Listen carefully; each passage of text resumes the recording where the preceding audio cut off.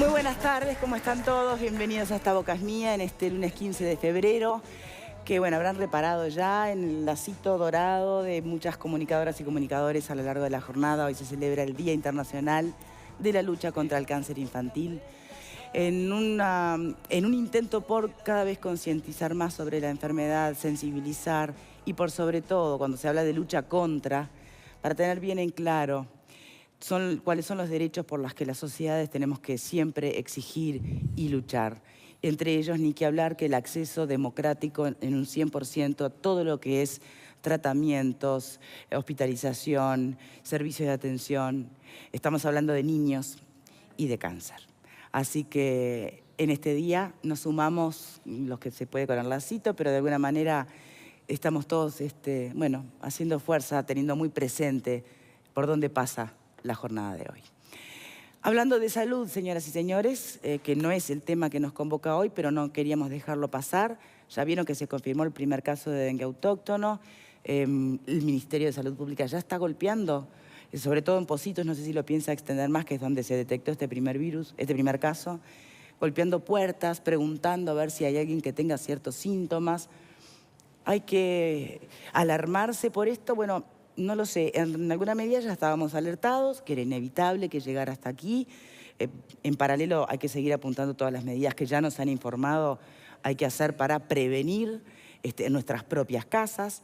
Pero siempre es bueno tener en línea en este momento, por ejemplo, al doctor Eduardo Savio, infectólogo, para que nos ponga bien en el tema, nos quite miedos y por otra parte nos diga en qué tenemos que ocuparnos realmente. Doctor Savio, gracias por esta comunicación. Yo recuerdo que la semana pasada, creo, hablábamos con usted para ver qué tanta trascendencia o alarma teníamos que darle a las recomendaciones de la Organización Mundial de la Salud que advertían sobre la inminencia de la llegada del virus por estos lares. Ya más o menos informados estábamos todos, lo que no quiere decir que no impacta cuando aparece el titular de que se confirma el primer caso autóctono, ¿no? Claro, en realidad estábamos hablando en esa oportunidad del virus Zika, que era la alerta, Exacto. pero era más o menos todo lo mismo, puesto que es el mismo vector. Chikungunya y Aedes lo transmite el medio vector. ¿Qué cambió en esta semana?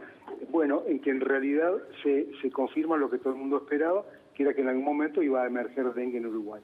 Lamentablemente, muy lamentablemente, perdimos el privilegio de vivir en un país libre de dengue. Ya está. Ese caso de esa señora en Pocitos que lo tiene debe ser uno, pero seguramente hay muchos más. El dengue nunca aparece en una persona. Quiere decir que uno debe saber que tenemos la enfermedad instalada en el país, que van a aparecer casos y que esto va a seguir adelante. Cuando dengue entra a un país, no se va.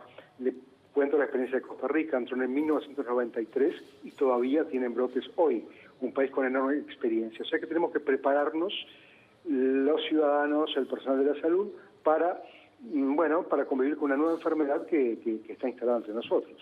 Es extraño que el primer caso en ser confirmado autóctono en nuestro país sea de dengue y no de Zika, cuando en realidad el virus tan expansivo en este momento es el Zika.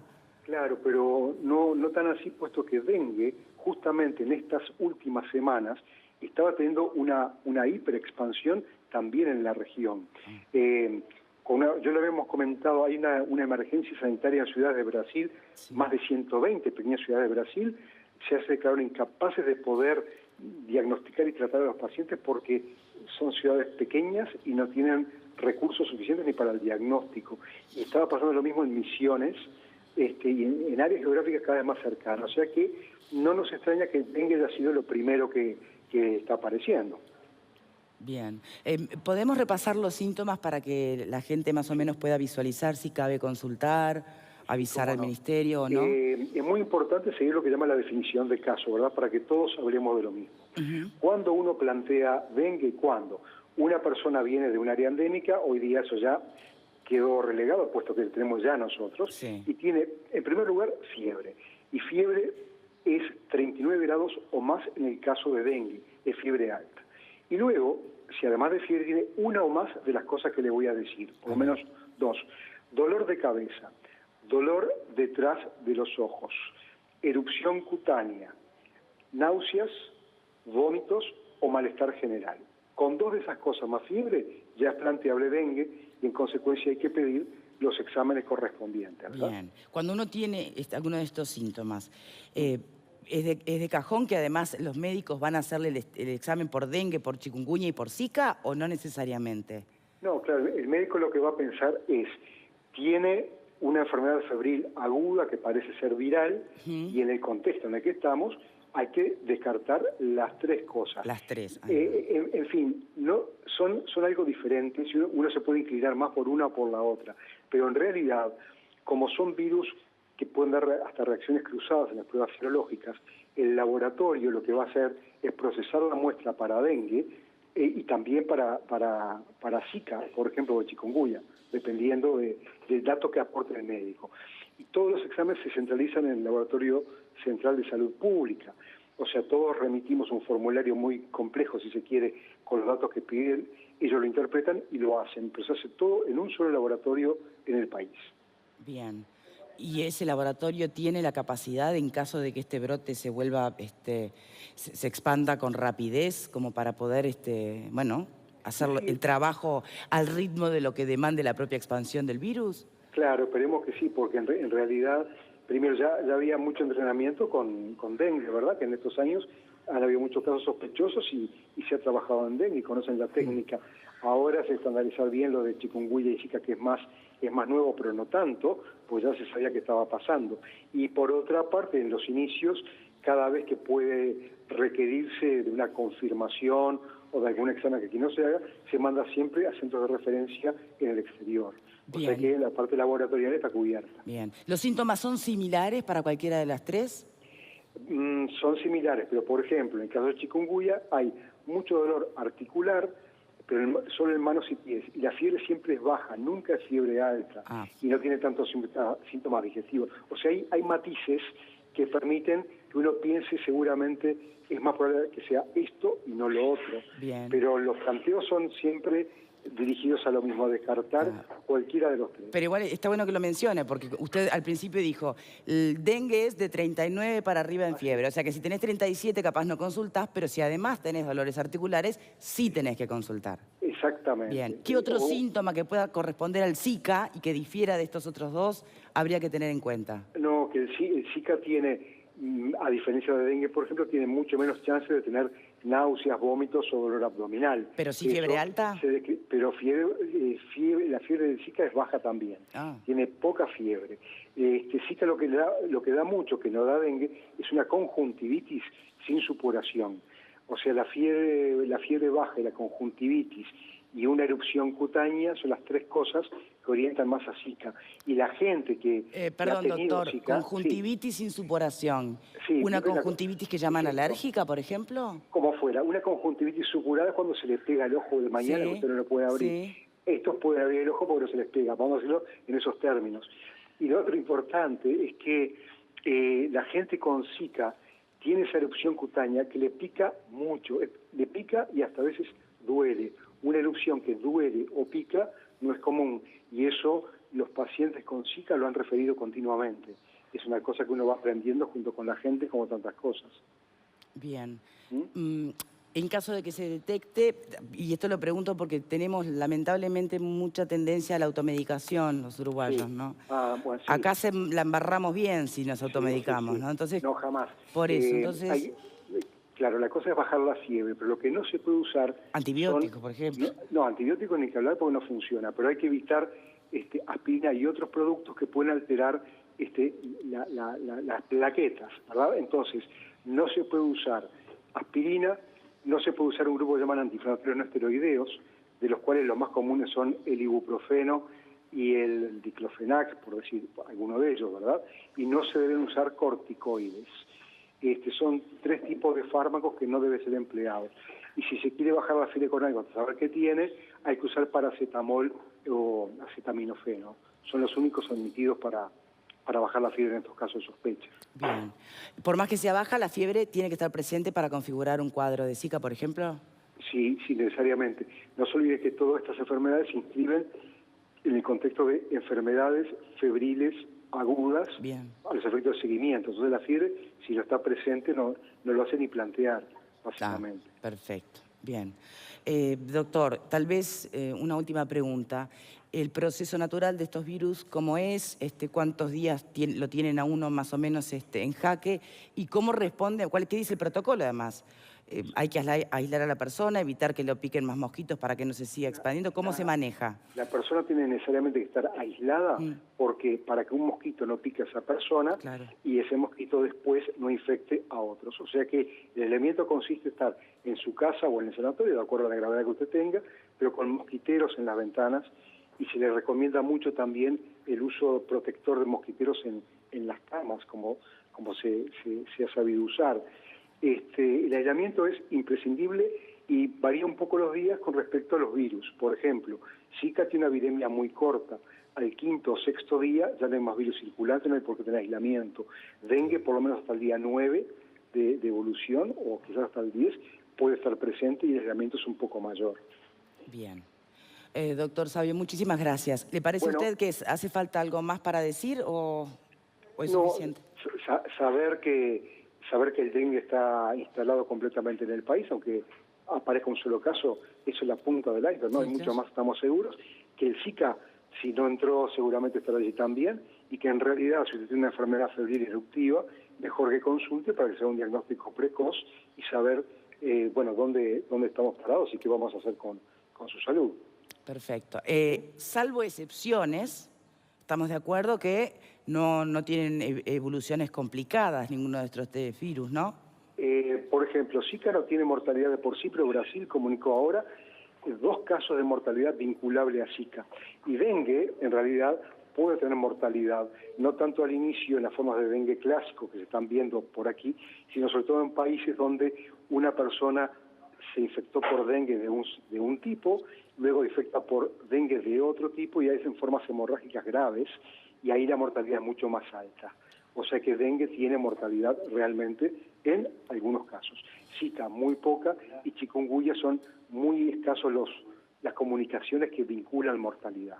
Bien. Una pregunta. ¿Le parece pertinente que en vista de de este caso detectado, de este inicio, digamos, de lo que va a ser nuestro periplo con estos virus, y ya inevitable, el Ministerio de Salud Pública pueda distribuir gratuitamente, acuerdo mediante con algún laboratorio, repelente de mosquito, por ejemplo? Bueno, no tengo la menor idea si lo van a hacer. Me consta que esa medida existe como antecedente, porque Río de Janeiro está regalando repelentes a muchas personas, sobre todo ahora porque era carnaval, fumigaron el Sambódromo, todo, no, o sea, en realidad yo creo que fue por la gran industria del turismo y no por las personas que no acceden, pero hay países que están dando repelentes a las personas que no pueden comprarla. Bien. ¿A usted como infectólogo le parecería una medida importante? Me parece importante que la gente use repelente. Ahora, cómo accede, eso habrá que discutir, ¿verdad? Pero es importante usar repelente cuando uno tiene la piel expuesta y está al aire por largo tiempo, ¿sí? Bien. Doctor, muchísimas gracias por esta comunicación. De nada, Victoria, que pase bien. Bien. Hasta luego. Victoria, te agrego una cosita con respecto a esto último. Se anunció hace minutos que el Ministerio de Economía y el Ministerio de Salud Pública estaban iniciando reuniones con los proveedores de productos repelentes para evitar el sobreprecio y tratar de que los costos fueran menores a los que tienen actualmente, justamente para garantizar el acceso a la mayor cantidad de gente posible, independientemente de que en algún momento pueda llegarse a distribuir, como lo había dicho Annelise Verón la semana pasada acá. Sí, sí, no sé qué opinan ustedes, se anunció mediodía el inicio de esos contactos. En vista de la situación, me parece que por una cuestión de... Hay mucha gente que tiene muchos hijos, pocos recursos, y no es nada barato un repelente. No es la única medida el repelente, está la fumigación que hacen las autoridades y sobre esto me parece que vale la pena hacer una puntualización para, digamos, situar el tema en su justa medida, en su real contexto. Los protocolos que los médicos ponen en práctica cuando se detecta un caso determina que en torno del foco encontrado hay una cantidad determinada, no muy grande, de manzanas las cuales se recomienda que se fumiguen las casas que están en esa zona. Entonces, no es que porque apareció un caso en Pocito, la gente en una zona muy alejada tenga que estar en este momento estar inquieta porque hubo un foco en la ciudad. El protocolo indica que en un radio determinado, las casas que están allí sí son visitadas por las autoridades para prevenir y detectar si hay algún otro caso más. Se detectó larva en un centro de mesa, por ejemplo. Fernando. Yo creo dos cosas. Una es la palabra precaución. Sí. Precaución quiere decir las medidas que todos tenemos que tomar para que no hayan agua en recipientes. De hecho, el mosquito poloniza en lugares en donde hay pared, tiene que haber pared, ¿no? Húmedas. Entonces, tapas de botellas, frascos, todas esas cosas que en el ámbito doméstico están, hay que ser precavido. Y después, por otro lado, es la picardía esa criolla que tenemos los uruguayos, o que existe en el Uruguay, es que se ve la oportunidad y se aumentan los repelentes. Y no solo los laboratorios pueden detectar, poner un precio determinado, Sí, pues están pero siempre está el almacenero en la venta, esquina. lógico. Entonces, frente a eso también precaución. Informémonos a cuánto está el precio y de alguna manera no nos sometamos a la viveza criolla. Sí, exacto. Señores, vamos con el tema de hoy, ¿les parece? Mira, hace un tiempito, no mucho, cuando estaban invitados también integrantes de sindicatos policiales y estábamos haciendo un tema sobre inseguridad y demás, yo recuerdo que Juan Carlos tiró un comentario pesado, de esos que uno escuchó 1000 veces. Pero cuando alguien lo hace en un programa de televisión, hay que tener más cuidado, porque sobre todo si lo hace sin fundamentación, sin comprobación, sin verificar. Y lo rezongamos bastante por el tema. Pero aparentemente no estaba tan lejos de la realidad lo que planteaba Juan Carlos en su experiencia en su zona. Hablamos de corrupción. Y en diferentes niveles, de corrupción a nivel de policías, de corrupción a nivel ya de otros cargos, incluso hasta dentro del Estado de Defensa, indagados por temas de tráfico de influencias en un caso, y en la policía por coimas para no involucrar o dejar libre, digamos, a personas, a delincuentes, o amenazar. Historias que, bueno, por un lado se celebra que alguien esté mirando de cerca, ¿no? Que haya una lupa que empiece a barrer este tipo de situaciones. Director, vamos con la información que tenemos hasta el momento.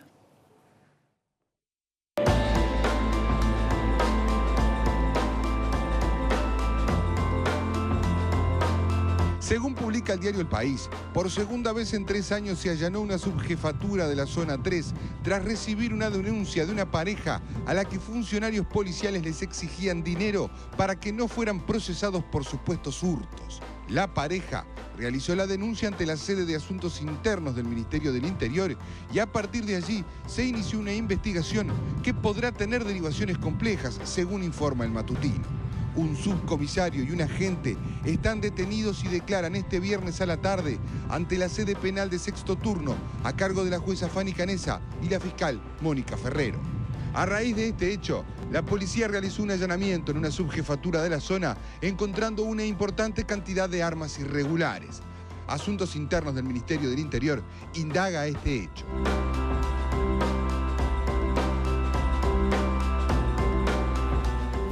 Bien, le damos la bienvenida a quienes nos acompañan en el programa de hoy.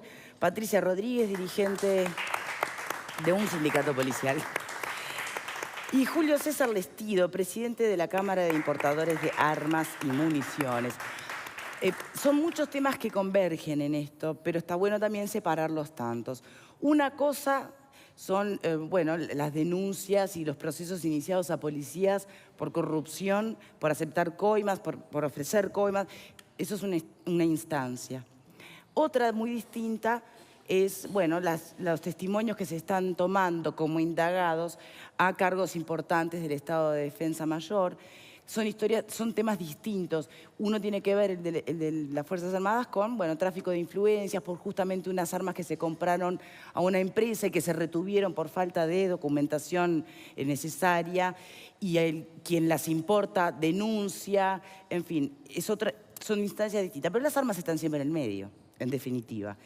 Y más de una vez, en estos últimos tiempos, se trae sobre la mesa el viejo tema de la posibilidad de un desarme civil o cómo combatir la existencia de tanta arma ilegal en manos de delincuentes. A los dos, muchísimas gracias por acompañarnos en el día de hoy. Vamos a hacer la pregunta para todos en casa. Tenemos a Vero enferma, así que la voy a hacer yo y ya invitamos a todos a que se puedan sumar, ¿sí? ¿Es posible combatir la tenencia de armas ilegales? Envía un SMS al 1212 con la palabra Boca 1 por la opción sí, Boca 2 por la opción no. También pueden enviar sus comentarios vía mail a estabocasmia@tele12.com, comunicarse a través de nuestro Twitter, @estabocasmia12 o Facebook, estabocasmia12. Y si quieres que tu comentario salga al aire, envía un mensaje de texto con la palabra Boca, un espacio, y lo mandás al 1212. Panel. Bienvenidos al debate de hoy. ¿Es posible combatir la tenencia de armas ilegales? Tal vez prefieran ir de lleno a los casos en concretos de estas denuncias recientes, pero lo dejo a su criterio. Es un tema recurrente, ¿no? Más de una vez lo hemos tratado. Es una iniciativa que cada vez que hay un problema se pone sobre el tapete y básicamente las posiciones son conocidas ya, ¿verdad?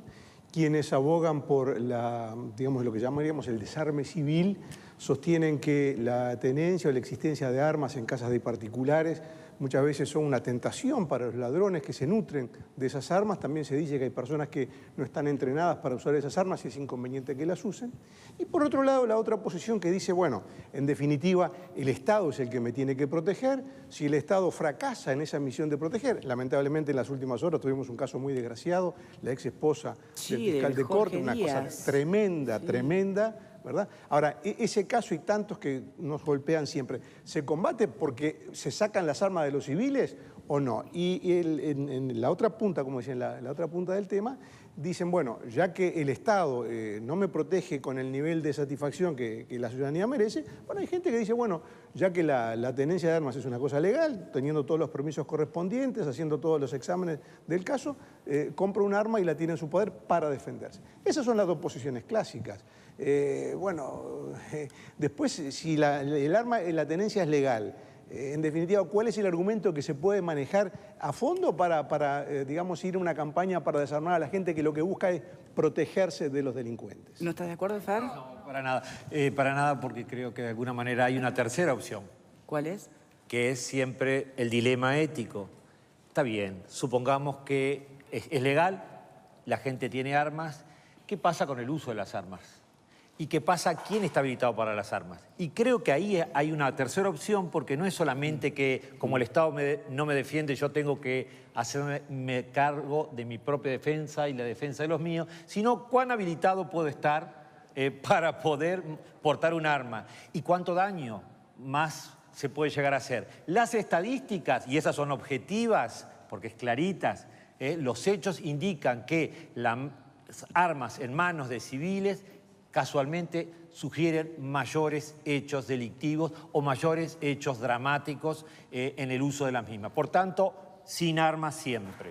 Sí, hay que apuntar directamente al desarme civil, hay que reglamentar la ley que ya existe para el tema de las armas y la gente no debe tener armas en su casa. O sea, yo entiendo cuando alguien dice el Estado no está ejerciendo la seguridad sobre las personas que debería ejercer.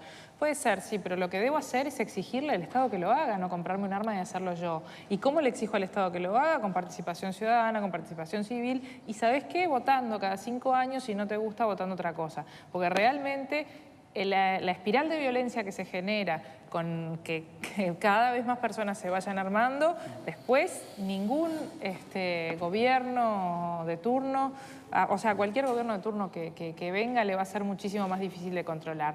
Las armas deberían ser potestad de las personas que tienen que garantizar la seguridad. Las armas las tiene que tener la policía, las armas las tienen que tener los militares, pero las armas no las tienen que tener los civiles. Inclusive debería reglamentarse el tema del coleccionismo. Me parece que la gente que le gustan las armas deportivas debería ser reglamentado de otra manera, no tendrían por qué estar esas armas en las casas, capaz que crear clubes, más clubes para que esas personas pudieran utilizarlas.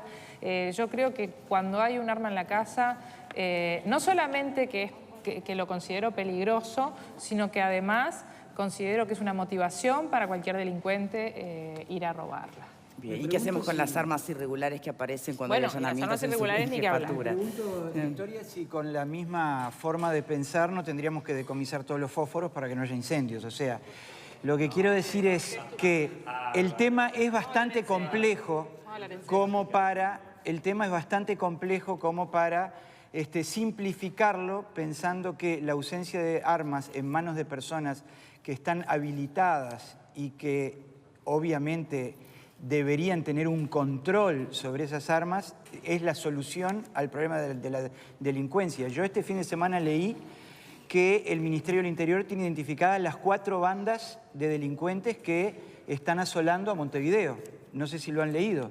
Hay una banda en un barrio, otra en otro, otra en otro, otra en otro, y esas son las 4 bandas que tienen nombres incluso. Las 4 familias de las que hablaba yo. Las 4 familias que ya tienen nombre, o sea que están totalmente individualizadas. Entonces lo que yo me pregunto es, ¿no se puede hacer una acción represiva sobre estas personas que manejan estas armas para matar y para hacer daño, en lugar de desarmar a la población civil que está atemorizada? No sé. Además, desarmar a la población civil, o sea, lo de desarmar a la población civil no es una solución al problema de la delincuencia, pero es un tema que hay que atacar porque también muchas veces colabora con la delincuencia. No somos tan ingenuos como para creer que desarmando a la población civil vamos a acabar con la delincuencia en este país. No, claro que no, pero tenemos que empezar por algún lado. Los casos más resonantes de robo de armas ocurrieron en instituciones del Estado. Entonces también hay que sacar las armas del ejército porque van los ladrones a robar las armas. Tienen que hay que estar plantear el bien tema custodiadas. con seriedad y con equilibrio. La seriedad si las armas en una comisaría, en una comisaría encontraron armas irregulares, en una comisaría. Sí. Entonces, ¿qué estamos diciendo? ¿Que el problema está en los civiles o el problema está en la omisión del Estado en cumplir? Qué ganas de manipular la información. Las armas en manos de las fuerzas de seguridad tienen que estar bien controladas para que no vengan y las roben. Pero son las fuerzas de seguridad, tanto la policía como el ejército, quienes tienen que tener armas. Es así. Me permiten agregar un tema, porque en tanto se discute en manos de quién deberían estar las armas, que no hay mucha discusión en ese sentido, ¿no? La posibilidad de la vulnerabilidad o corruptibilidad de cualquier ser humano, policía, soldado, lo que fuere. Además, ahora se suman otros titulares que también a uno lo hacen pensar mucho en el tema de cómo funciona las armas, la compra y la venta. Les pido como presidente justamente de la Cámara de Importadores. ¿Nos puede explicar un poco más qué es lo que está pasando? Porque no es muy simpático leer que justamente que el jefe del Estado Mayor de Defensa, nombrado el año pasado, está como indagado en un caso de tráfico de influencias, es decir, favorecer una empresa importadora, perjudicando a otra, por contactos. Es cierto que está simplemente como indagado hoy, pero bueno, no deja de impactar un poco la noticia, ¿no? A ver. Cuando nos estamos preocupando qué pasa de ahí para abajo, bueno, ahí arriba, ¿qué pasa? Yo nunca tuve acceso a la información de este caso. Simplemente puedo decir 2 cosas. Conozco muy bien tanto al general como al coronel que están indagados, son excelentes personas. Sí. Claudia Ofeola, decano del presidente Vázquez. Que han cumplido de una forma muy profesional en sus cargos cuando estaban en el lugar que les correspondió estar. Y yo sé que el ejército, que es el que maneja todo lo que tiene que ver con la importación y registros de armas, es muy celoso en cada uno de sus trámites. No conozco este hecho en sí, pero sí... ¿Conoce a la empresa Sierra Libre? Sí, claro, lo conozco, sí. Porque es quienes de alguna manera lo están denunciando. Es una empresa grande de Plaza, sí, la conozco, es una muy buena empresa y es una empresa grande de Plaza. No conozco realmente en profundidad qué fue lo que pasó, nunca pude llegar a la información y tampoco me corresponde a mí llegar a esa información. Lo que sí puedo... Lo que se ha conocido, simplemente para, digamos, informar a los televidentes, porque nombramos el caso con titulares, por lo que ha trascendido en la prensa, y esta es una información que no ha sido desmentida, esa empresa importadora habría comprado, creo que en España, un lote de armas... 350 pistolas HK. Ahí está. Que están retenidas en el servicio desde el 2013 de material y armamento del ejército por falta de documentación. Creo que eran armas usadas y el representante oficial en Uruguay de esa empresa que fabrica, creo que en Bélgica, esas pistolas... No, HK es alemana. Alemana, perdón, hizo un planteo, supongo yo, defendiendo sus intereses comerciales, porque eran armas que responden a fabricadas por la empresa que él representaba. Esa es la información que ha trascendido hasta el momento y donde aparentemente en ese juego se habrían hecho jugar, según la información periodística, esas influencias.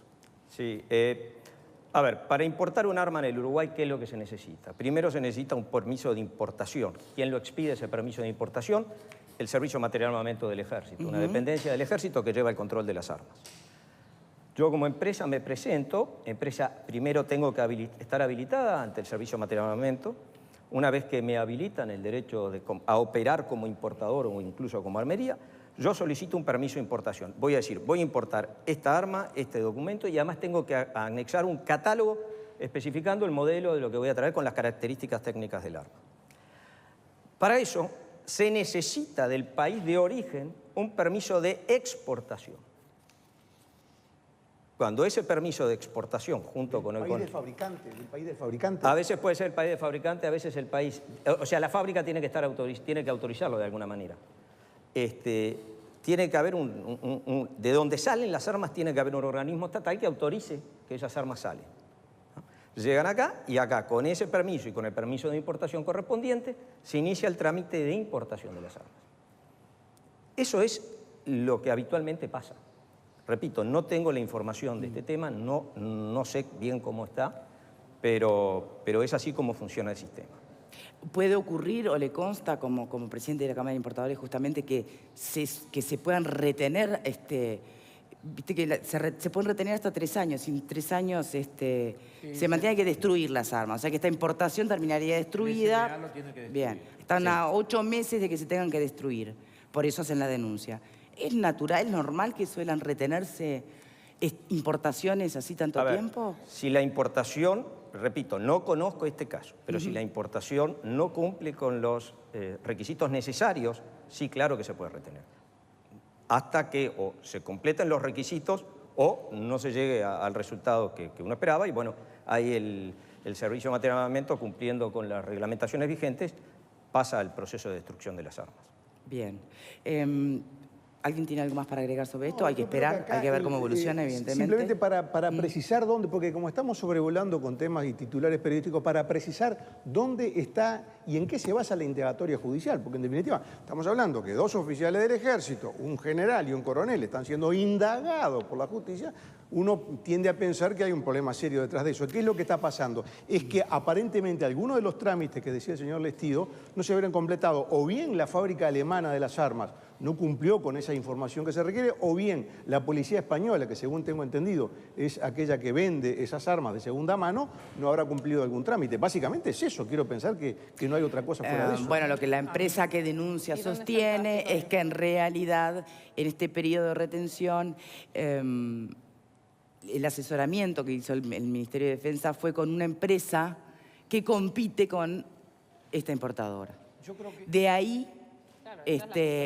ahí que viene el concepto de tráfico de influencia, ¿no? Es por ahí. Puede existir tráfico de influencia. Mientras esté en la mano de la justicia, tenemos que respetar los procesos. Parece que en los tiempos nos urgen a todos, que todos pudiéramos tener respuesta ya, de todo. Y no, el mundo funcionó sin las categorías de tiempo que tiene este tiempo contemporáneo en el que estamos. O sea que respetemos los tiempos de la justicia. A mí lo que me preocuparía si realmente hubiera una denuncia de esta naturaleza y el Estado, en sus poderes, no accionara los mecanismos que tiene para establecer y mantener el Estado de Derecho. Eso es un tema. Bien. Otro tema son las armas en las manos de la gente. Es otro tema, que creo que lo venimos debatiendo hace bastante. Y el cómo llegan las armas a las manos de la gente, aunque hayan protocolos, creo que, entre otras cosas, sabemos que muchas armas en la vuelta, de hecho, las mismas armas que tú citabas que encontraron en la seccional policial, que son las que se utilizan muchas veces para que la corrupción policial pueda funcionar e incriminar a alguien, salieron de algún lado. Seguramente no salieron del Ejército, salieron de las armas que están en la población. No sé, ¿de la dónde habrán creatividad salido del delito estas? es infinita. Mirá el resultado de este allanamiento del sábado, nada más. Mirá. Fue en una vivienda ubicada en José Cerrato y Fray Ventos, cuando efectivos de policía científica periciaban un automóvil que fue baleado, que estos notaron la presencia de varias personas que entraban en la vivienda de forma sospechosa. Una vez que la policía llegó al lugar, notó un importante movimiento dentro del lugar con varios hombres manipulando armas de fuego. La policía logró detener a 5 personas, un hombre de 31 años, 3 jóvenes de 22 años cada uno y un menor de 17 que son interrogados por la justicia.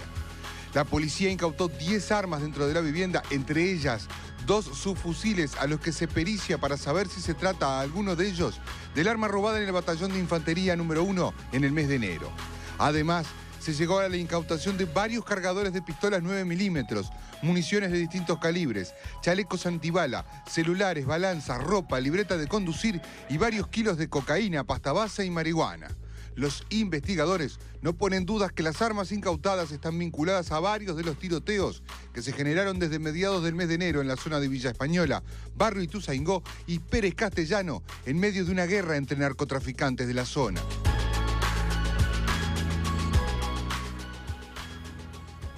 Lestido, a mí me gustaría una reflexión del Lestido. Sí. Primero, ahí vemos... Porque esas no son armas así, no. de hecho que se defiende, de Tristán Narvaja. A ver, no sé. vamos a ver una cosa. Ahí aparecen 4 armas. Sí.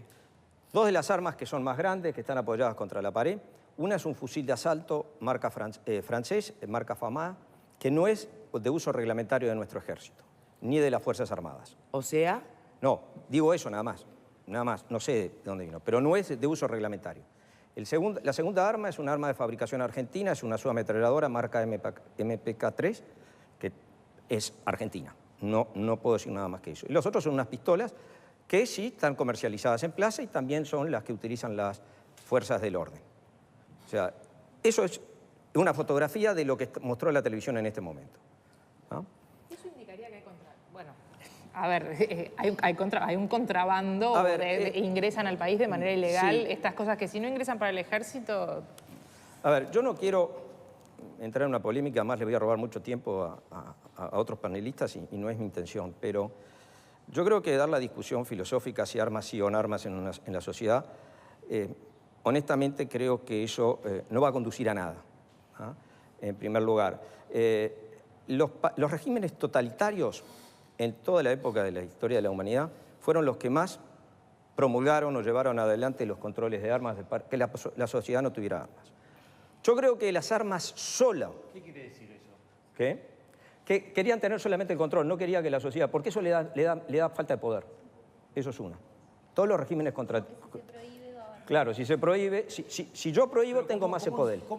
Discúlpeme porque usted acaba de hacer una afirmación categórica, sí. Y estamos en una democracia, que yo sepa, y la similitud me gustaría distinguirla, porque si en esta democracia, que la reconocemos representativa y que tiene un marco afiliado del Estado de Derecho, usted me dice que pensar en desarmar o pensar que no hayan armas se asocia al pensamiento de un tipo de organización política totalitaria, a mí me gustaría aclarar ese punto. Yo no dije eso. Ah, menos mal, yo lo entendí mal, disculpe. Está bien. Yo lo que digo es que los ejemplos que hay en el mundo del control de armas totales se dieron básicamente en los regímenes totalitarios con resultado no muy bueno. Segundo, en nuestro país estamos en un sistema democrático y acá eso está lejos de que eso pase. Acá lo que hay es un control de armas y se trabaja cada vez más para tener un mejor control y un más eficiente control, tanto ya sea por parte del Ministerio del Interior como por parte del Ministerio de Defensa. Me sigue llamando la atención, ¿sabe por qué? Sí. Porque he sido testigo, todos somos testigos, de la cantidad de programas de desarme que Naciones Unidas ha aplicado en distintos países donde ha habido problemáticas por el uso de armas en los civiles, pensando en países sudafricanos, pensando en países asiáticos. Si me permitís, Fernando, creo capaz que reformulo la pregunta. El programa de desarme es Lestido, cuando empieza a hablar, Unidas. dice, el debate sobre si armas no conduce a nada. ¿Por qué está tan seguro? Porque yo creo que no podemos presentarlo en blanco y negro. Porque las armas, si nosotros las quisiéramos prohibir totalmente, las armas van a seguir estando en forma clandestina, no vamos a saber quién las tiene y las van a tener las personas que no queremos que las tengan. Eso por un lado. Si existe sistema... A ver, ¿por qué la gente se arma? Uno es los motivos por que la gente se arma. Miedo. Bueno, y es eso, exactamente eso. Entonces, el arma no me da la garantía a mí de que yo voy a estar más seguro, pero me completa mi sensación de seguridad. Sí, pero lo que pasa es que es un alto poder que tiene realmente efectivo, pero lo mismo, hay muchas formas de trabajar el miedo. Pero es lo mismo que manejar un auto. Es lo mismo que manejar un auto. Acá hay que bregar y trabajar mucho en la educación del arma. Yo no puedo prohibir tener un arma. Hay lugares, yo le digo a usted, ¿qué le digo yo a un productor agropecuario donde los jabalíes le están matando a sus ovejas? Que no tenga armas.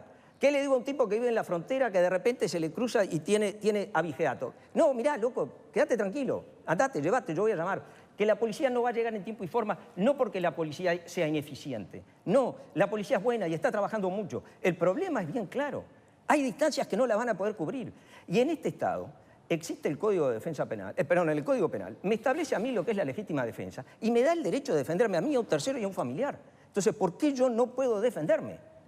Entonces, yo creo que plantear el tema de armas sí, armas no conduce absolutamente a nada. Yo lo que creo que hay que decir, señores, estas son las armas, ustedes quieren tener armas, estas son las reglas de juego que pone el Estado. Y como muy bien dijo la señora, se está trabajando. Uruguay tiene el registro más antiguo de armas de Sudamérica, desde el año 43. Hay una cantidad de leyes que se han venido ajustando. Y es más, en el 2014 salió promulgada una ley y ahora se está reglamentando. No es fácil la reglamentación porque hay muchas cosas para tomar en cuenta. Pero hoy hay una ley que en algunas cosas, el tráfico ilícito interno, la fabricación, la tenencia no reglamentada, da una pena de 6 meses de prisión a 6 años de penitenciaría. O sea, se está trabajando en el tema, pero llevarlo a decir armas sí, armas no conduce a nada, porque las armas van a estar y han estado desde que el hombre está en la tierra, porque es un método de defensa. Porque entonces prohibamos los cuchillos, porque el primer arma que apareció fueron los cuchillos. El planteo que usted está haciendo de armas sí, armas no está dentro de por lo menos el debate que yo quiero dar. Porque el debate que yo quiero dar, y creo que este país se merece que dé, y hace muchos años que he estado en programas de esta naturaleza debatiéndolo, es que programas de desarme quiere decir, hay una cantidad de armas en la población civil que lo único que están haciendo y han ido haciendo a lo largo de la historia, de esta historia reciente, 20, 30 años atrás, es aumentar capacidad para el delito, capacidad de recursos para el delito.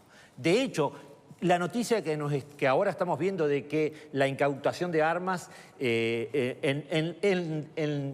civiles, en delincuentes... Y en una subcomisaría. En una comisaría, armas ilícitas dentro de una comisaría para poder incriminar a delincuentes.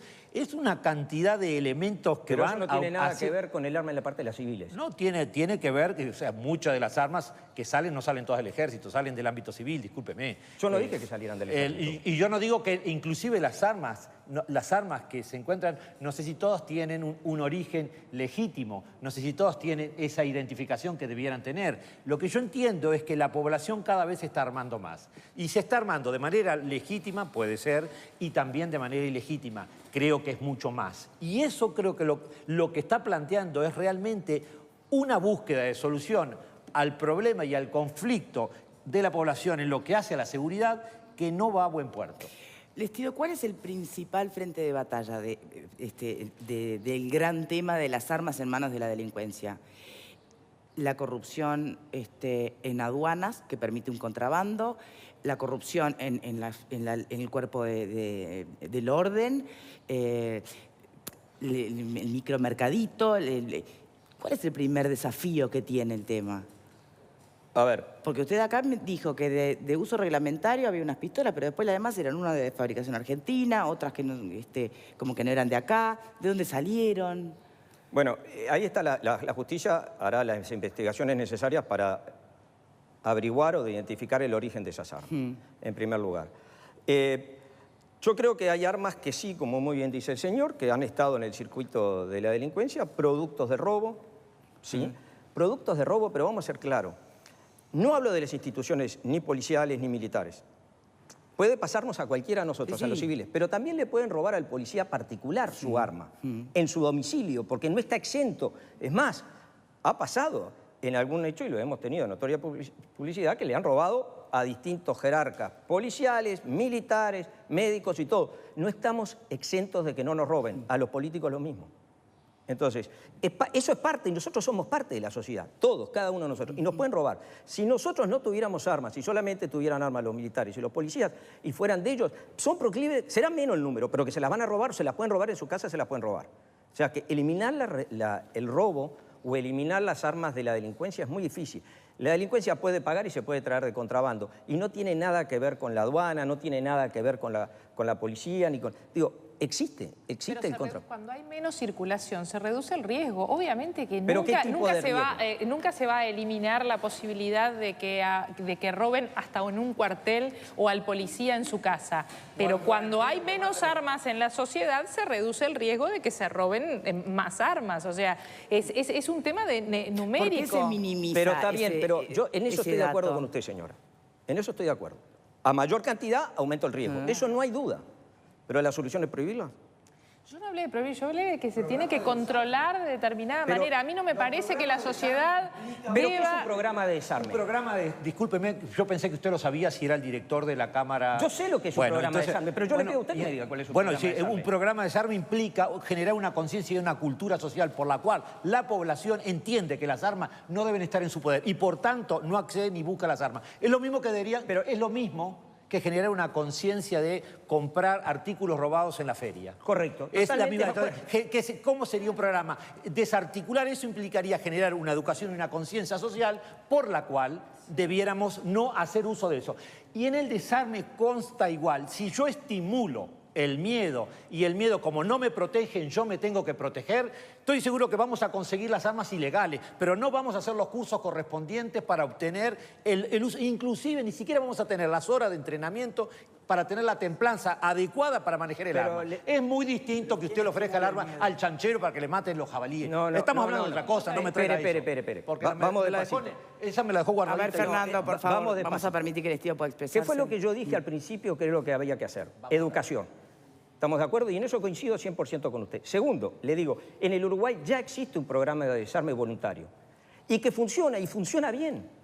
Funciona. De repente usted no lo conocía, pero yo lo conozco y existe un desarme voluntario. Yo conozco los datos objetivos. Está bien. Yo también le digo, esto es un dato objetivo. Y creo que hay que reforzar más. Y lo está haciendo. Y el Estado, el Servicio Material de Armamento del Ejército, cada tanto saca un aviso en el diario, en los distintos medios de prensa, donde incentiva el desarme civil. El propio Ministerio del Interior sacó un programa de desarme civil cambiándolo por una bicicleta. El tema es que es voluntad de cada uno.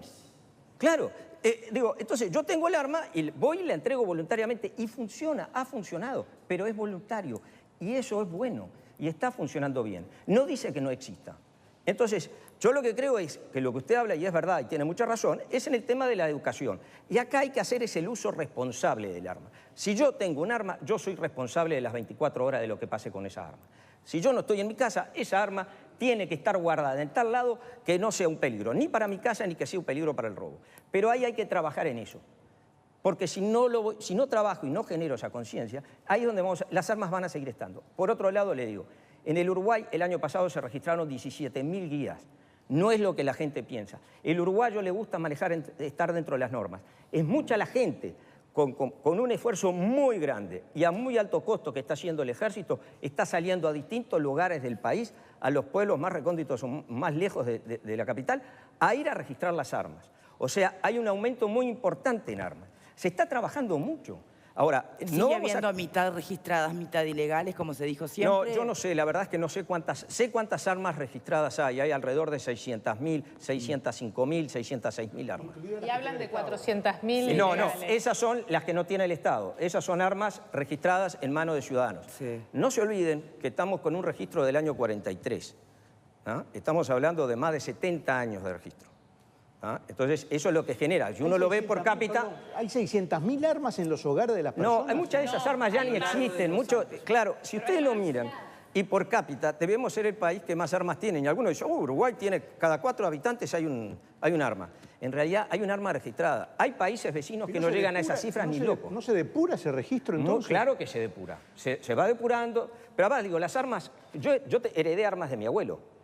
Mañana yo no voy a estar acá y supongo que algunos de mis hijos la van a heredar. Y si no, las van a vender o si no las van a entregar, como hay muchas familias que me han llegado a mí, que me han dicho, mira, esta yo la encontré, era de mi padre, no quiero saber, ¿qué tengo que hacer? Vamos al servicio de mantenimiento, se le abre un acta, la reciben y la destruye. El señor está bien lo que dice, y funciona. El sistema de desarme en el Uruguay funciona, y los dos ministerios, en forma paralela, uno haciendo promoción de un lado y el otro por el otro, están incentivando el desarme. Hay un aspecto que es en el que tenemos que llegar, las armas ilegales es todo un tema en este país. Y las armas en ilegales... todos los países del mundo. Bueno, pero en este país a mí me gusta discutir sobre este pedacito chiquito en el que estamos. En este país las armas ilegales, y cada vez más las armas ilegales son protagonistas del delito. Cada vez más estamos hablando de tráfico ilegal de armas. Cada vez más estamos recibiendo noticias donde las armas son protagonistas. O salen de las comisarías, como en los últimos días, que es los titulares finales, o salen de la situación de la población civil. Lo que sí tenemos que, y yo creo que un programa de desarme también tiene que apuntar ahí. ¿Por qué? Porque ¿cuál es la función del Estado en este sentido? El Estado crea al ejército, crea a las fuerzas del orden y les adjudica la responsabilidad constitucional de manejar la defensa y las armas. Muy bien lo traía Eleonora la semana pasada, lo explicaba clarito cómo surgía todo esto. Ahora, ¿qué pasa? Que esa responsabilidad que le compete al Estado se está disgregando del Estado y está adquiriendo vida propia. Porque, ¿qué pasa? Las armas se han vuelto funcionales a un orden establecido que no es el orden del Estado de Derecho, es el orden de la delincuencia. Y ese orden de la delincuencia, que tiene que ver con muchos factores, está empezando a tener un manejo paralelo a las leyes y a la Constitución de este país. Yo lo único que digo es, a ver, las armas desde el punto de vista moral son indiferentes, no hay armas buenas o malas. Exacto. Buenas o malas son las personas. ¿Está bien? Si mañana sacamos las armas, esa mente que piensa en el mal, de alguna manera va a seguir ejerciendo el mal. ¿Está? Entonces, digo, por eso... posibilidades, señores, para que lo desarrollen. Claro, usted me podrá decir, con un arma es más fácil, tengo un mecanismo. Sí, el arma se inventó como un arma de defensa. El ser humano fue progresando, así como hoy hemos progresado en una cantidad de cosas. Primero vivíamos en una cueva y hoy tenemos edificios. La primera arma fue una piedra y hoy tenemos fusiles. Fuimos progresando y también fueron progresando las cosas que fuimos inventando. El individuo cada vez quería armarse más para estar mejor protegido o estar mejor preparado frente a una agresión. Bien. Lo importante no es en definitiva las armas, sino quiénes usan las armas. Tenemos que hacer la primera pausa. Julio César Lestido, muchísimas gracias por habernos acompañado en este primer bloque del programa. Patricia Rodríguez, cuando regresemos, obviamente muchas preguntas, empezando por la obvia. ¿Qué hacían esas armas irregulares guardadas en un ropero en una comisaría? Pausa y ya venimos. Entre el olvido y la memoria. Debate, despedíamos a Lestido en el bloque anterior y ahora le damos la bienvenida a Enrique Carreras, que es diputado suplente por el Partido Nacional y exsecretario del Círculo Policial. A los dos, bienvenidos. Patricia, en el bloque anterior dijimos que, bueno, ahora nos dedicábamos a estas últimas noticias que tienen que ver con investigaciones por corrupción policial, por encontrar además en allanamientos hechos por el propio Ministerio armas irregulares. Yo recuerdo y lo mencionaba al principio del programa, algunos días atrás, cuando un integrante de nuestra tribuna hizo referencia a corrupción policial en determinados lugares, por lo menos, ¿no? Todos lo hicimos de alguna manera un llamado al orden porque, bueno, no corresponde que se hagan denuncias públicas sin manera de comprobar, ¿no? Exacto. Ahora, de alguna manera, yo no voy a decir que este titular avala lo que él pueda haber dicho, pero sí ilustra lo que muchos a veces piensan, ¿no? En realidad, bueno, si vamos al episodio que Juan Carlos hablaba de la corrupción, lo que yo dije en ese momento fue que si hay un hecho de corrupción, el Ministerio de Interior, la policía, tiene articulado dónde denunciar y que automáticamente eso se depura, se autodepura.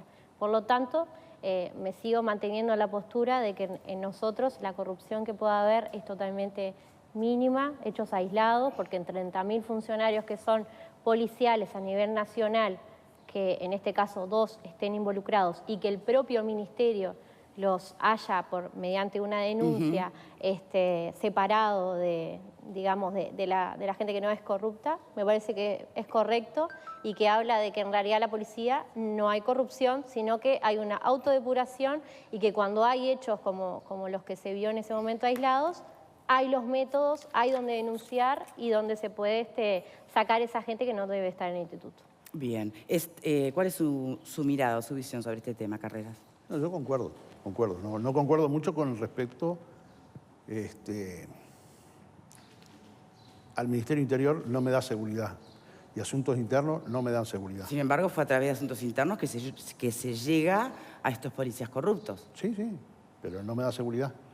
¿Pero qué quiere decir que no me da seguridad? Y no me da seguridad, ¿sabe por qué? Porque hace 2 años más o menos se investigó un caso en la seccional octava de una presunta connivencia de policías con delincuentes y se hizo todo un circo mediático y se procesaron esos policías y en realidad eran 2 procedimientos diferentes donde había 2 policías que estaban vinculados realmente con una banda de delincuentes y un comisario y un oficial que no tenían nada que ver con ese hecho, ¿tá? Sino que era por un tema de una presunta coima que habían pedido por la recuperación de un perro.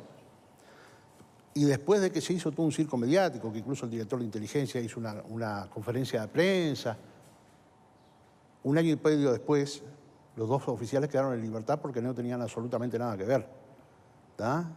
Pero con la consecuencia de que le destruyeron la carrera a los 2 oficiales, los sometieron al escarnio público, le destruyeron la vida prácticamente. Entonces a mí no me da seguridad. Tampoco me da seguridad un hecho ocurrido en la misma zona hace 2 o 3 años atrás, donde también por un hecho de una denuncia de corrupción se llevaron presos a unos policías y a un oficial.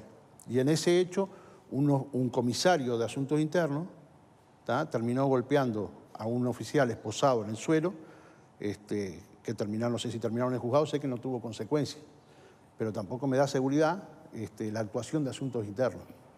¿Tá? Por eso digo, no me da seguridad. No quiere decir que esté de acuerdo con estos hechos, si realmente son como se denunciaron. Por supuesto que la policía, en principio la policía no de ahora, no la policía que empezó en el 2005, la policía que tiene 180 y pico de años, siempre se ha depurado a sí misma. Es la única institución del Estado que siempre se ha depurado de sus propios funcionarios desleales. ¿Tá? Entonces digo, puede suceder. No lo estoy defendiendo la corrupción desde ningún punto de vista, ni corporativamente ni personalmente. No, pero lo que está planteando es que es mucho más complejo de lo que uno se imagina, entonces. No, por supuesto que sí. Por supuesto, es muy fácil tratar un tema de corrupción policial. Un avasallamiento como el que usted acaba de describir, ¿no? Porque el otro día decíamos, Juan Carlos no debería haber denunciado en los términos que denunció o que dijo esto. En este caso está pasando algo parecido. Cuando hay un avasallamiento, según usted, de Asuntos Internos, ¿se han hecho las denuncias correspondientes? O sea, quienes han sido víctimas, en teoría, de lo que ha hecho Asuntos Internos, ¿hizo la denuncia y eso se investigó y tenemos algún resultado sobre eso? No, bueno, no había resultado. Pero ¿le consta que no se investigó, que el resultado no fue de repente? ¿Cómo funciona Asuntos Internos? ¿Puedo preguntar? Porque uno solo tiene referencia de películas, ¿no? ¿Cómo funciona Asuntos Internos? Para entender un poquito antes, creo que lo que habla Carrera, que si bien comparte lo de que para nosotros la policía no es corrupta en nuestro país, está muy expuesta. Creo que él trata de decir eso, que nosotros somos muy vulnerables a veces a denuncias, que a veces son hechos políticos o que se usan para otras estrategias, y el policía es el primero que pierde. Y eso ya lo hemos debatido varias veces acá. Cuando uno va al juzgado como policía, tiene muchísimas más chances de perder que cualquier otro civil o delincuente que fuera.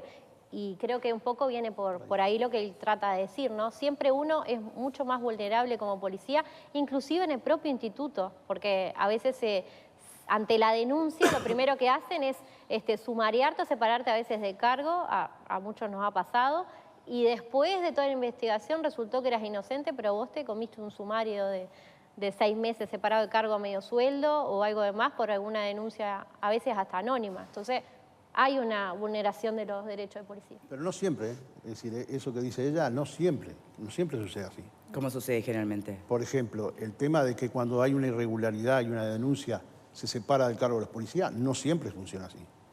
Ahora, recientemente, sucedió en la Guardia Republicana, donde el comando de la Guardia Republicana fue denunciado reiteradas veces públicamente en asuntos internos, en las comisarías, en los juzgados, por una serie de abusos que se cometieron allí, y contrariamente a lo que se puede pensar, el comando sigue allí respaldado por el ministro. Entonces, es decir, las supuestas corrupciones no existen por decreto del Poder Ejecutivo, no existen. Entonces no es justa la cosa, no es así, no me da seguridad. Por eso digo, a mí como ciudadano, no como político, como ciudadano, no me da seguridad el manejo que hay de la seguridad hoy en el país, no me da ninguna seguridad. Y no me da seguridad Asuntos Internos desde el momento de que Asuntos Internos depende directamente del Ministro de Interior, por lo tanto es una unidad política que está dependiendo de una funcionaria que no sabemos cómo llegó a ese grado, es un cargo de confianza, no es un cargo profesional, no es un cargo que haya sido elegido de alguna forma, salvo que políticamente, y que tiene una vinculación directa con el poder político. Por eso digo, en el caso de que el ministro respalda el comando de la Guardia Republicana, bueno, en el asunto interno hace unos días el ministro estaba justamente siendo interpelado por denuncias contra el jefe de la Guardia Republicana. ¿Seguro? Y él mismo anunció que se iba a encargar de esos asuntos. ¿De qué? ¿Que se iba a encargar de qué? De confirmar si efectivamente el jefe de la Guardia Republicana hacía abuso de poder. No se iba a encargar. Él decretó allí de que no había ninguna irregularidad. Decretó. Ahora vamos a ver qué dice la justicia. Porque hay un paso subsiguiente que es la justicia, ¿verdad? Igual Asuntos Internos ha tenido un cambio, como en su momento era... ¿Cuándo se le convoca lo que estaban al frente antes eran oficiales ejecutivos. Y en algún momento, cuando uno también iba a hacer una denuncia en contra de un oficial, los propios denunciados se enteraban antes que hiciera la denuncia. Entonces también funcionaba mal antes de que estuviera la persona que está ahora, que es una civil. Creo que un poco el cambio fue por eso, para decir, bueno, vamos a tratar de sacarlo de la órbita de los mandos, porque muchas veces el policía de abajo no tenía garantías para denunciar los de arriba, porque cuando lo denunciaba ya lo estaban matando los otros porque se enteraban, porque los oficiales son medios corporativistas. Eso vamos a decirlo, no son. Ellos no son. Entonces se cambió por una civil, que es la que está ahora. No quiere decir que esté 10 puntos Asunto Interno, porque como él dice, hay falencia. No debería depender del poder... ¿Y quién debería ser entonces? ¿Cómo debería funcionar Asuntos Internos? ¿Cómo que no? Y claro que debe depender del poder político. Vamos es la única manera de poder desde el meterte presidente hacia de la abajo. República, comandante en jefe de las Fuerzas Armadas, que ese de alguna manera es un poder político, representa de alguna manera la representatividad democrática del país. El presidente de la República tiene sus secretarías, dentro de ella Defensa Nacional e Interior. Por tanto, la responsabilidad de ser el primer mandatario, no solamente político del país, sino jefe de todo lo que tiene que ver con el orden público, tiene un secretario que en línea política sigue. En este caso, siguiendo el razonamiento, Asuntos Internos daría mayores garantías si hubiera alguien de confianza del Poder Ejecutivo. Después, si obra correcta o incorrectamente, quien juzga no es el Poder Ejecutivo, es el Poder Judicial. Ese es el orden en el Estado de Derecho. Yo creo que aquí tenemos que tener claro es que las instituciones, todas las instituciones, son proclives a la corrupción. Proclives, no quiere decir que lo sean. Y de alguna manera deben haber mecanismos que prevengan la corrupción. Pero a veces la corrupción es muy sutil, es tan sutil como una termita. Va comiendo la madera de la cama por adentro y uno no se da cuenta y en un momento hace clac y cayó la cama y dice, ¿y en qué momento se deterioró la cama o la institución? Bueno, yo creo que lo que hay que hacer es serios y responsables, y ahí juega el Poder Ejecutivo en el manejo de la administración pública y juega el Poder Ciudadano en el contralor, ya sea desde la oposición política en el Parlamento, ya sea desde el control ciudadano, desde la sociedad civil. Entonces, si hay corrupción y hay constatación de corrupción, hay que denunciar. Hay que denunciar en Asuntos Internos para que el Poder Ejecutivo actúe y hay que denunciar en lo penal si fuera necesario, si el Poder Ejecutivo también estuviera permeado por esa corrupción, que no nos asuste la palabra. Porque a su vez también es un compromiso político de este presidente y también cuando ejerció la función en el primer gobierno de no iba a permitir bajo ningún concepto la corrupción, cosa que es compartible por todos los sectores. Yo creo que sí. Yo lo que he visto es que cuando se permite, se hace la vista gorda o se de alguna manera politiza la seriedad que implica combatir la corrupción, cuando se politiza, creo que quien pierde realmente es la cama, porque la termita sigue comiendo. Sí, porque además me parece que la estructura organizacional, que donde asuntos internos dependa directamente del ministro del Interior, sea quien sea el ministro del Interior en cualquier momento, me parece correcto. Porque es él el último responsable, es a él el que le tiene que decir, mira, dentro de la institución de la que vos sos responsable, está esta fruta podrida. ¿Y si no, de quién tendría que depender para ustedes? Yo digo, pero por el absurdo, ¿verdad? Sí. Digo, los fiscales no dependen del Poder Judicial. No, y está muy bien. Tiene una función contralor para el Poder Judicial. Pero por supuesto, pero precisamente... Usted plantea algo fuera del Exactamente, Ministerio del si asunto interno no debería depender del Ministerio del Interior, tenía que ser de otro ministerio. O del Tribunal de Cuentas o lo que fuera, una fiscalía o lo que fuera. Victoria, no políticamente. Victoria, a mí lo que me deja inquietud como ciudadano en este caso es que en la medida en que el inspector Carreras es representante, digamos, del círculo policial, ¿no? O expresidente, de alguna manera yo pienso que usted, en fin, supongo que es representativo de lo que piensan una parte importante de los oficiales. Quiero pensar que de alguna manera usted llegó a ese cargo porque lo votaron los oficiales de la policía y confiaron en usted y con sus ideas y con su enfoque.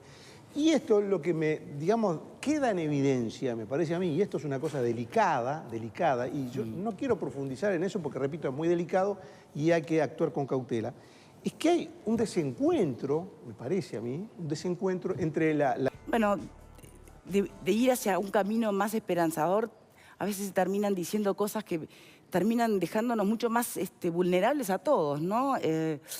Porque... podríamos tomar la noticia como, bueno, hay corrupción, están los caminos para detectarla y limpiarla. Pero bueno, nos enteramos por otro lado, en alguna versión, tampoco lo que dice Carreras tiene por qué ser sostenido, o Patricia Rodríguez, no son representantes del 100%, de como siempre hay diferencias de opiniones. Pero igual basta y alcanza para de alguna manera... generar esta incertidumbre, que haya una voz que proponga dudar de, por ejemplo, asuntos internos. Yo no sé, entonces, efectivamente, bueno, hacia dónde hay que llevar este debate, porque tiene que haber un orden, tiene que haber algo en que podamos confiar. Seguir confiando en el Estado de Derecho, que las instituciones puedan ser proclives a la corrupción es parte de la condición humana y de los articulados propios de la sociedad. Aquí hay algo que es superior a todos nosotros y eso es el Estado de Derecho. Si nosotros no confiamos en el Estado de Derecho y en las instituciones, no podemos obrar. Y en el Estado de Derecho y las instituciones hay una cantidad innúmeres de mecanismos para poder ir contra la corrupción. El problema es la indiferencia. Muchas veces es la indiferencia frente a estos temas, tanto dentro del Estado como por fuera en la población. Juan Carlos, ¿podrías tomar el micrófono? Te agradezco porque hemos hecho referencia a ti en varias oportunidades. Quiero saber qué pensás después de estas noticias, de estos titulares. Nada, el problema existe, aunque se pueda decir que es mínimo, yo considero que es mucho. Capaz que por los entornos que me muevo lo aprecio o lo siento así, de esa manera, que es muy grave. Siento que el problema de corrupción es muy grave, pero está. Lo importante sería aportar ideas de cómo para el tema de desarme, que no se ve ninguna idea práctica para ofrecer algo mejor que una bicicleta, que sé que nadie que tiene un arma va a entregarlo, casi nadie, ¿no? O sea, podrá haber alguna persona que sí lo quiera hacer, pero... Lo mismo que sucedió en aquel otro programa, lo sigo pensando hoy día. Problemas gravísimos de corrupción policial. Y bueno, no tengo por qué tener los elementos de prueba. Sí conozco los canales para hacer denuncias anónimas y todo lo demás, pero pienso que hoy en este programa me quedo más preocupado porque si una persona entendida dice y duda de asuntos internos, bueno, entonces el problemón es mucho más grande de lo que se piensa y creo que, no sé, yo en la intención de construir ciudadanía. Como concejal, como dirigente sindical, trato de advertir que hay un problema y lo manifesté. No nombré a ninguna persona en particular, pero lo percibo y lo veo que va en aumento. Habría que pensar entre todos, sin colores políticos, sin partidarismo, cómo se soluciona. Pero bueno, eso sería para otro programa, ¿no? Que es muy grande. Bien, me gustaría una reflexión final de nuestros invitados. Para sí. debatir. Creo Patricia. que en realidad Juan Carlos capaz que no entendió. El problema no es que Asuntos Internos no sea un instrumento para los civiles. Creo que lo que se refería Carreras era para la interna policial. Capaz que nosotros no nos sentimos respaldados a la hora de la denuncia. Sí hay ámbitos para denunciar, vuelvo a decir, y los civiles todavía tienen muchísimas más garantías que nosotros mismos como policías. Es por ahí. Ahora, viniendo de vos es siempre como el mismo speech, entonces como que no son muy objetivos, siempre atacás por lo mismo, entonces no me parece. Patricia, ¿qué estarían haciendo esas armas en un ropero? Es un error, siempre decís lo mismo de que venga a programa. Bueno, señores, cada uno dio su mirada, dio su visión, ya creo que alcanzó. Patricia, ¿qué harían estas armas en un ropero irregular? Obviamente que ahora viene toda la parte de sumario, investigación y todo lo demás del tema, ¿no? Y ya se procesará a los funcionarios. Pero puede pasar que de golpe alguien se hubiera olvidado que estaban ahí. No, seguramente hay corrupción como hay en todos los ambientes, lo hemos dicho. Lo que sí, y en esto voy a coincidir con Frontán, que no me salía el nombre, es que nos queda claro que sí existen las herramientas para denunciarlo. Que puedan seguir apareciendo casos, y es lógico que van a seguir apareciendo casos. Como, a ver, pasó en ANCAP, a mucho más dimensiones, no va a pasar con un policía en 30.000. Bueno, pero no hubo corrupción en ANCAP, no confundamos los términos. Estamos viendo. No, pero no confundamos. Estamos viendo. ¿Qué pasó en esta carrera? Bueno, pero hasta que alguien nos despida... Carreras. Una cosita cortita porque nos fuimos un poco de tema. Yo creo que el desarme es bien claro. La gente cuando se sienta segura se va a desarmar sola, pero hasta que eso no pase, obviamente que no se le puede pedir a la gente que se desarme. Y no es porque yo quiera que estén armados, porque para uno mismo, ese que posee un arma, es un peligro para, como decíamos, para la familia, porque si tenés un arma tenés que usarla, es para matar a alguien.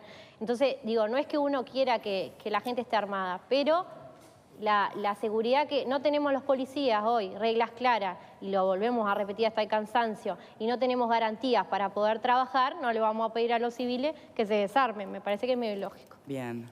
Carreras. No, yo creo que el tema de la corrupción policial, en principio ha habido una campaña permanente de agrandar esa situación. La corrupción policial siempre ha existido y siempre va a existir. ¿Por qué? Porque es una cuestión humana, es una cuestión de trabajo de una línea muy fina que separa el policía de la delincuencia y por la que está obligado a transitar, no es optativo, tiene que manejar siempre con los delincuentes. Entonces digo, hay policías que cometen errores y caen en la corrupción y sucede. El problema es que cuando se hace una campaña y se le dice a los ciudadanos la policía es corrupta. Bueno, pero ¿quién está haciendo esa campaña? Y la ha hecho el ministro del Interior durante los últimos 6 años, permanentemente hablando de corrupción. Es una interpretación, Carrera. Pero no es una interpretación. Sí. Lo ha dicho permanentemente. ¿Ha respaldado actuaciones policiales también públicamente? Perdón. El ministro ha dicho de que se procesan 300 policías por año por corrupción. Eso primero es una falacia, no hay 300 policías procesados por año. Pero supongamos que fuera cierto. 300 policías en 34.000 es menos del 1%. Y al Ministerio del Interior, que le gusta compararse con otras policías, con otras realidades, yo quiero que me digan un país de Latinoamérica que tenga una corrupción de menos del 1% policial. Entonces digo, hablar de corrupción policial así gratuitamente, con esos guarismos me parece que no existe. Entonces digo, hay cosas que están mal, el sistema está mal, el sistema no funciona. Tenemos una seguridad que tiene el mayor presupuesto en la historia del Uruguay, con 800 y pico millones de dólares, y el resultado es que aumentan las rapiñas, aumentan los homicidios, y con las estadísticas del Ministerio bajan los hurtos. Acá también, perdón, tenemos que cerrar el programa. Una visión y una acción política, porque de hecho yo lo que quiero aclarar es que es también también diputado, una interpretación. Por lo tanto, no solamente es una interpretación, sino también es un accionar político. Ahí están los resultados a la vista para mirar. Opción 1, 28% ve como posible, bueno, casi la mayoría, un 72%, ve difícil el combate a la tenencia de armas ilegales. Cuando vos hablas de interpretaciones y cuando hablas de que de repente con irresponsabilidad podemos llegar a decir en los medios de comunicación determinadas cosas que después son las cosas que quedan flotando en el aire, también hay gente que está en la casa, que no sé si está en la casa o está en el trabajo, pero está en un lugar donde tiene ganas de también generar confusión y de también llegar a un estado donde la sociedad se divida y no sé quién ganará cuando eso pase, que creo que todavía no va a pasar, pero bueno, tratando de también tirar basura para los costados, escribió y entrecomilló una frase que en teoría habría dicho Victoria Rodríguez, que dice: espero que el director haya chequeado bien ese dato, no me cierra que el caso de dengue provenga de Pocitos y no de un barrio marginal. Y lo pone como si fuera una gracia, y en realidad lo único que pretende hacer es ensuciar a Victoria Rodríguez y generar un estado de situación que no es real. Yo te pido a vos... Es una cosita que apareció en la página de Facebook del programa. En nuestra página del programa. El tipo en Facebook se llama Andrés espacio Hito. No sé, se hace el gracioso, será chiquito, que se llama Andresito. Bueno, no sé, Andrés como así le gusta al muchacho llamarte. Y después hay otra muchacha que se llama Paula Olivera Bodeant, que dice: sos cualquiera flaca. Y bueno, porque empiezan a repetir, toman como cierto. Justamente, sí. Y se empieza esto a replicar y replicar y replicar. Así como nosotros los comunicadores, los periodistas tenemos determinada responsabilidad y capaz que los invitados que vienen acá también tienen la responsabilidad y los muchachos de la tribuna también, y le pedimos que tengan esa responsabilidad de que las cosas que digan no sean cualquiera. Este anonimato de las redes sociales y esta libertad donde todos pueden decir lo que se le antoje, también lo están usando para ensuciar a una persona que no dijo eso. En este caso es Victoria, que no dijo eso y se la estigmatiza con eso. Todo lo que ellos critican o intentan hacer parecer como que Victoria Rodríguez estigmatizar a gente, los que lo están haciendo son ellos. Entonces les pido por favor un poco de responsabilidad. Cobardes son, obviamente, ya no ponen su nombre, pero gracias, por lo menos un poco de responsabilidad. No, pero la verdad que nos incluye a todos, porque de mí dicen estas cosas todo el tiempo, de Álvaro también, de todos los que estamos acá, y estamos generando un estado de situación que realmente no da. Además, y esto no lo dijo Victoria Rodríguez. Además, ¿viste? Andrés Irazoqui, Dantás, acordate que existe algo que se llama el delito informático, bueno, sí, y nosotros te podemos denunciar por decir una cosa falsa que difama a una trabajadora. Sí, está haciendo... en línea con lo que está diciendo, Leonora, tenemos que despedirnos, señores, yo les agradezco muy igual, breve. pero... A todos los amigos que nos están viendo, el que detecta en su Facebook una canallada de este tipo, hay un botón que se puede reportar y denunciar a Facebook. Entonces lo que hay que hacer es denunciar. Si 50.000 personas denuncian esta canallada, como hay otras canalladas que yo también conozco que andan circulando por ahí, se denuncia la canallada y se supone que la red social tiene que tomar cartas en el asunto. Señores, tenemos que despedirnos. Vieron que a veces por ahí te lleva un poquito más de esfuerzo y de energía tener la buena intención que tener la mala, pero siempre se gana tanto más con la buena intención, ¿viste? Yo no digo de trascender y superar estas cosas y no darles importancia, no, sí, porque tenemos que darles importancia, pero ¿viste? Yo qué sé, es un poquito de mejor energía para con el universo y estas cosas no terminan pasando. Gracias por habernos acompañado. Tanita, insisto, Tania Melgar, productora que cumple años hoy. Feliz cumple, querida. Hasta mañana.